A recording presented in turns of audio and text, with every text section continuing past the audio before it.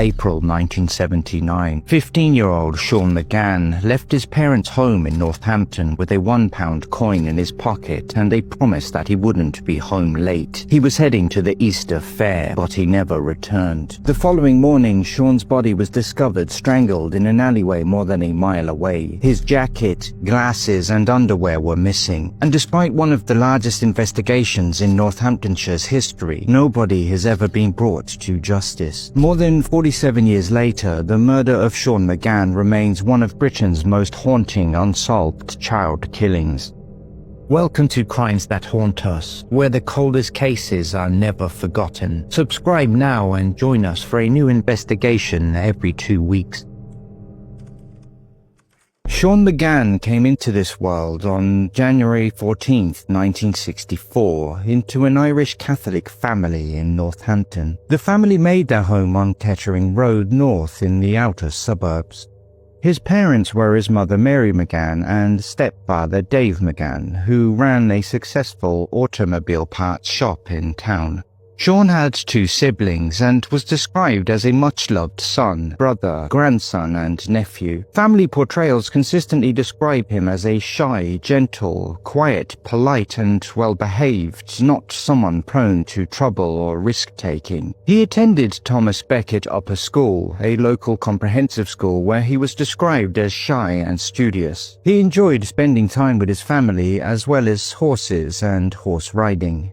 The family maintained close ties with the grandparents who lived in the nearby Victoria Gardens area. Sean's best friend was John Christopher Condon, another 15-year-old from a similar Irish Catholic background who attended the same school. Like Sean, he too was regarded as a quiet and polite teenager. This friendship would later intersect tragically with the case. At the time of his death, Sean had only recently celebrated his 15th birthday.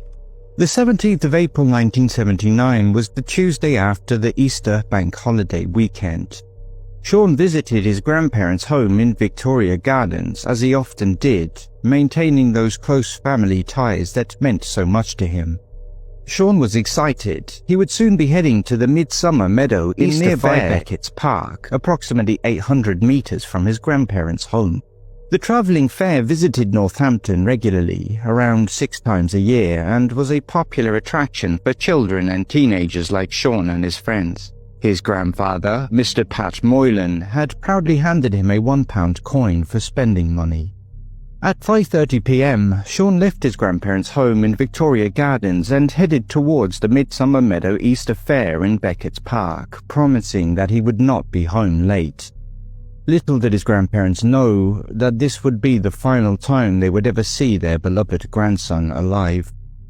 That evening, Sean's hometown 4th Division football team, Northampton Town, would defeat Crewe Alexandra 3-1 at home in a hotly anticipated clash. The locals were jubilant and the atmosphere across Northampton was electric. It remains unconfirmed whether Sean ever reached the fair. Police received differing, uncorroborated sightings, but nothing definitive. Contemporary reporting of the case mentions witnesses seeing Sean present at the fun fair just 11 hours before he would be found dead, indicating that he likely did attend the carnival. Nevertheless, Sean failed to return home that evening, triggering deep fear and anxiety in both his parents and his grandparents alike. As the hours passed and concern steadily grew, Sean McGann was reported missing. At approximately 8:10 a.m. on the 18th of April, a local resident named Irmgard King, the mother of a serving policeman, happened upon a horrifying scene. While walking to work through the cobbled service alleyway at the rear of Birchfield Road East in Abington, roughly 1 to 2 miles from both Sean's grandparents' home and the fairground area, she discovered Sean's body. Initially, she believed he may have fainted or been taken ill. However, after noticing his shoes were off and attempting to speak to him, she quickly realized something was terribly wrong. The teenager lying before her was dead. Being the mother of a policeman, she left the scene untouched while alerting the authorities. She later returned herself to prevent others from disturbing it. Police, followed closely by detectives, quickly descended on the scene and cordoned off the alleyway and surrounding area. The media at the time would repeatedly refer to Sean as having been found beaten, though later reports stated he had in fact been asphyxiated. Police noted the condition of the body as partially clothed. Sean's black wet-look leather jacket, described as Campari orange and black, size 32 inches, along with his glasses and underwear were missing and have never been recovered to this day. His shoes and belt were found a short distance away. There were no signs of robbery. A post-mortem was showed that Sean had died from asphyxia, although this information would be kept from the public until a year later when the coroner's inquest finally laid bare the truth surrounding his cause of death. The post-mortem also determined that Sean had eaten a meal sometime after leaving his grandparents' home in Victoria Gardens at 5:30 p.m. There was no evidence of sexual assault, but investigators, both in 1979 and during later reviews of the case, came to believe the killing was sexually motivated, citing the partial undressing, the disposal of the body in a secluded location, and other contextual factors. On a wall beside the body, police noted chalk graffiti written just above where Sean lay. The messages read, "Very sorry," and "No, I'm not."